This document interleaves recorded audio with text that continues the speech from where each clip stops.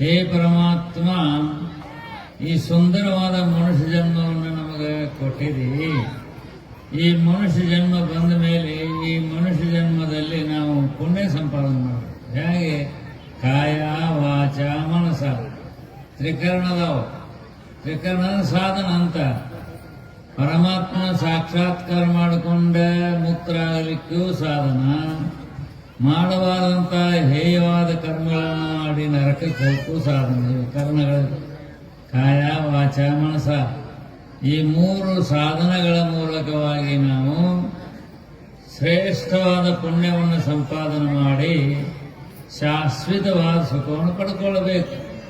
ಶರೀರದಿಂದ, ಮಾತಿನಿಂದ, ಮನಸ್ಸಿನಿಂದ ತ್ರಿಕರಣಗಳು ಮೂರು. ಶರೀರ, ನಾವು ಮಾತಾಡುವ ಮಾತು, ಮನಸ್ಸು, ಇವು ಶ್ರೇಷ್ಠವಾದ ಸಾಧನಗಳು ಭಗವತ್ ಸಾಕ್ಷಾತ್ಕಾರ. ದೇಹದಿಂದ ಸೇವಾದಿಗಳ ಮೂಲಕವಾಗಿಯೋ ದಾನ ಧರ್ಮಗಳಾದ ಮೂಲಕವಾಗಿಯೋ ಶರೀರವನ್ನು ಶುದ್ಧಿ ಮಾಡಿಕೊಂಡು ಅದರಿಂದ ಪುಣ್ಯ ಸಂಪಾದನೆ ಬರ್ತದೆ. ಇನ್ನು ಮಾತಿನಿಂದ ಭಗವನ್ ನಾಮಸ್ಮರಣೆ, ಶ್ರೇಷ್ಠವಾದಂಥ ಭಗವದ್ಗೀತಾದಿ ಗ್ರಂಥ ಪಾರಾಯಣ, ಉಪನಿಷತ್ ಪಾರಾಯಣ, ಶ್ರೇಷ್ಠವಾದ ನಾಮಸ್ಮರಣೆ, ಈ ಮೂಲಕವಾಗಿ ನಾಲ್ಗೆಯಿಂದಲೂ ಪುಣ್ಯ ಸಂಪಾದನೆ ಮಾಡಲಿಕ್ಕೆ ಮತ್ತು ಮನಸ್ಸಿನಿಂದ ಯಾವಾಗಲೂ ಭಗವತ್ ಚಿಂತನೆ, ಬ್ರಹ್ಮಚಿಂತನೆ, ಆತ್ಮಚಿಂತನೆ, ಶ್ರೇಷ್ಠವಾದದ್ದನ್ನು ಚಿಂತನೆ ಮಾಡಬೇಕು. ಶ್ರೇಷ್ಠವಾದದ್ದನ್ನು ಮನಸ್ಸಿನಲ್ಲಿ ನಾವು ಅನುಸಂಧಾನ ಮಾಡಬೇಕು. ಅದರಿಂದಲೂ ಪುಣ್ಯ ಬರ್ತದೆ. ಅದೇ ಶರೀರದಿಂದಲೂ ಪುಣ್ಯ ಮಾಡ್ಲಿಕ್ಕೆ ಬರ್ತದೆ, ಮಾತಿನಿಂದಲೂ ಪುಣ್ಯ ಮಾಡ್ಲಿಕ್ಕೆ ಬರ್ತದೆ, ಮನಸ್ಸಿನಿಂದಲೂ ಪುಣ್ಯ ಮಾಡ್ಲಿಕ್ಕೆ ಬರ್ತದೆ. ಯಾವುದರಿಂದಲೂ ಮತ್ತೆ ಪಾಪನ ಮಾಡಕ್ಕೆ ಬರ್ತದೆ. ಶರೀರದಿಂದ ಮಾಡಬಾರ್ದಂಥ ಹೇಯವಾದ ಕೃತ್ಯಗಳು ಮಾಡಿದ್ರೆ ಪಾಪ ಬರ್ತದೆ. ನಾಲಿಗೆಯಿಂದ ಮಾತನಾಡುವಂಥ ಅಪಶಬ್ದಗಳನ್ನು ಮಾತಿ ಪಾಪ ಕಟ್ಕೊಳ್ಳೋಕೆ ಬರ್ತದೆ. ಮನಸ್ಸಿನಲ್ಲಿ ಕೆಟ್ಟದ್ದನ್ನು ಯೋಚನೆ ಮಾಡಿ ಪಾಪವನ್ನು ಕಟ್ಕೊಳ್ಳೋಕೆ ಬರ್ತದೆ. ಆದ್ದರಿಂದ ಈ ಕೆಟ್ಟದ್ದನ್ನು ಶರೀರದಿಂದಾಗಲಿ, ಮಾತಿನಿಂದಾಗಲಿ, ಮನಸ್ಸಿನಿಂದಾಗಲಿ ಮಾಡಬಾರದು. ಆದರೆ ಒಳ್ಳೆಯದನ್ನು ಮಾಡಿ, ಶರೀರದಿಂದಾಗಲಿ, ಮನಸ್ಸಿನಿಂದಾಗಲಿ, ಮಾತಿನಿಂದಾಗಲಿ. ಎಲ್ಲರಿಗೂ ಮೂರು ಕಾರಣ. ಇವು ಮೂರು ಶರೀರದೇ, ನಿಮ್ಮಲ್ಲಿ ನಾಲಿಗೆ ಇದೆ, ಆಮೇಲೆ ನಿಮಗೆ ಮನಸ್ಸು ಇದೆ. ಇವುಗಳನ್ನು ನಾವು ಸರಿಯಾದ ರೀತಿಯಲ್ಲಿ ಅವುಗಳನ್ನು ಉಪಯೋಗ ಮಾಡಿಕೊಳ್ಬೇಕು. ಒಳ್ಳೆಯದಕ್ಕಾಗಿಯೇ ಶರೀರ, ಮಾತು, ಮನಸ್ಸನ್ನು ಉಪಯೋಗ ಮಾಡಿಕೊಳ್ಬೇಕು. ಕೆಟ್ಟದ್ದಕ್ಕಾಗಿ ಮಾಡಕ್ಕೆ ಹೋಗಬಾರ್ದು. ಎಷ್ಟು ಸರಳವಾದ, ಕೈಯಾಗಿ ದುಡ್ಡು ಕೊಡಬೇಕಾಗಿಲ್ಲ, ಹೊರಮನೆ ಕೊಡಬೇಕಾಗಿಲ್ಲ, ಏನೂ ಇಲ್ಲ.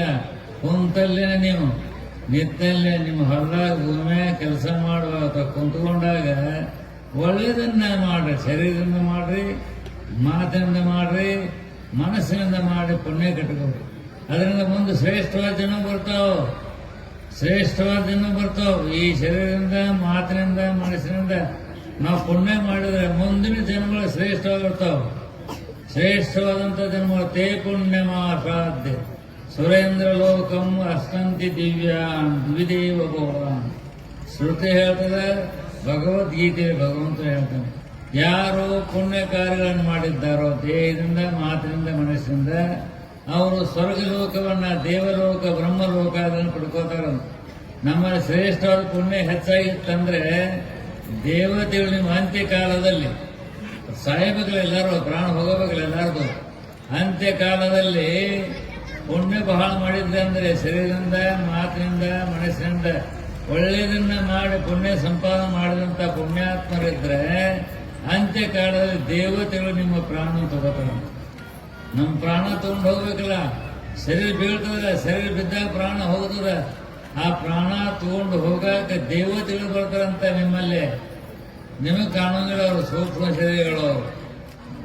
ಆ ದೇವತೆಗಳು ಏಹಿ ತಮ್ಮ ಹೋತಾಯ ಸುವರ್ಚಸ ಸೂರ್ಯಸ್ಯ ರಶ್ಮಿಭಿರ್ ಯಜಮಾನಂ ವಹಂತಿ ಪ್ರಿಯಾಂ ವಾಚಮಭಿವದಂತಿ ಅರ್ಚಯಂತೇಶ ಪುಣ್ಯಸ್ಕೃತೋ ಬ್ರಹ್ಮಲೋಕ. ಶ್ರುತಿ ವೇದ ಭಗವತಿ ನಮಗೆ ಅಪ್ಪಣೆ ಕೊಡಿಸ್ತಾಳ. ಪುಣ್ಯ ಮಾಡಿರ್ತಕ್ಕಂಥ ಕಾಯ ವಾಚ ಸದಾ ಪುಣ್ಯವನ್ನು ಮಾಡಿದಂಥ ಪುಣ್ಯಾತ್ಮರನ್ನ ಅಂತ್ಯಕಾಲದಲ್ಲಿ ದೇವತೆಗಳ ಪುಣ್ಯಾತ್ಮ ಪುಣ್ಯ ಮಾಡಿದೀಪ ಪಾಪ ಅಂತೇಳಿ ಅವ್ನು ತೆಗೆದುಕೊಂಡು ಹೋಗಿ ಬ್ರಹ್ಮಲೋಕಕ್ಕೆ ಹೋಯ್ತಾರಂತ ಜೀವಾತ್ಮನನ್ನ, ನಿಮ್ಮೆಲ್ಲ ಜೀವಾತ್ಮರನ್ನ ಒಳ್ಳೆ ಪುಣ್ಯ ಮಾಡಿದವ್ರದ ಪಾಪ ಮಾಡಿದವರು ಅವ್ರು ಹೋಗ್ತಾರೆ ಆ ಕಡೆ ನರಕಕ್ಕೆ ಹೋದ್ರ ಅವರು ಕಷ್ಟವನ್ನು ಪಡ್ತಕ್ಕಂಥ ಅತಿ ಹೇಯವಾದಂಥ ಲೋಕವನ್ನು ಪಡ್ಕೋತಾರೆ ಪಾಪ ಮಾಡಿದವರು. ಅದಕ್ಕೆ ಪಾಪದ ಕೆಲಸ ಮಾಡಕ್ ಹೋಗ್ಬೇಡ್ರಿ, ಶರೀರದಿಂದ ಪುಣ್ಯ ಮಾಡ್ರಿ, ಸೇವಾ ಮಾಡ್ರಿ, ದಾನ ಧರ್ಮಗಳನ್ನು ಮಾಡ್ರಿ, ಶರೀರದಿಂದ ವಾಣಿಯಿಂದ ಭಗವಾನ್ ನಾಮಸ್ಮರಣೆ ಮಾಡ್ರಿ, ಭಗವದ್ಗೀತಾದಿ ಸಿದ್ಧಾಂತಗಳನ್ನು ಪಠನ ಮಾಡ್ರಿ, ಮನಸ್ಸಿನಿಂದ ಭಗವಂತನ ಚಿಂತನೆ ಮಾಡ್ರಿ. ಪುಣ್ಯ ಕೊಟ್ಟದಲ್ಲ, ಇದು ಏನು ನಮ್ಮ ಕೈಯಲ್ಲಿ ಕೊಡಬೇಕಾಗಿಲ್ಲ, ಏನೂ ಇಲ್ಲ, ಶರೀರದಿಂದ ಸಂಪಾದನೆ ಮಾಡ್ಲಿಕ್ಕೆ ಹೋಗ್ಬೇಕು ಪುಣ್ಯ. ಆದ್ದರಿಂದ ನಾವೆಲ್ಲರೂ ಕೂಡ ಇಂಥ ಶ್ರೇಷ್ಠವಾದ ಶರೀರ ತೊಟ್ಟು ಬಂದೇವಿ. ಈ ಶರೀರದಿಂದ ಆಗತಕ್ಕಂಥ ಯಾವ ಪುಣ್ಯವನ್ನು, ವಾಣಿಯಿಂದ ಆಗತಕ್ಕಂಥ ಪುಣ್ಯವನ್ನು, ಮನಸ್ಸಿನಿಂದ ಆಗತಕ್ಕಂಥ ಪುಣ್ಯವನ್ನು ನಾವು ಸಂಪಾದನೆ ಮಾಡಿಕೊಂಡ ಈ ಮನುಷ್ಯ ಜನ್ಮವನ್ನು ಸಾರ್ಥಕ ಮಾಡಿಕೊಂಡ ಮುಂದಿನ ಜನ್ಮಾದಿಗಳು ಕೂಡ ಶ್ರೇಷ್ಠವಾದ ಜನ್ಮಗಳು ಬರುವಂತೆ ನಾವು ಮಾಡ್ಕೊಳ್ಳೋಣ ಅಂತ ಹೇಳಿ ನನ್ನ ನಾಟಕಕ್ಕೆ ಹೋಗ್ಬೇಕು. ಓಂ ಸಹನಾವತು ಸಹನೋ ಭುನಕ್ತು ಸಹ ವೀರ್ಯಂಕರವಾವಹೈ ತೇಜಸ್ವಿನಾವಧೀತಮಸ್ತು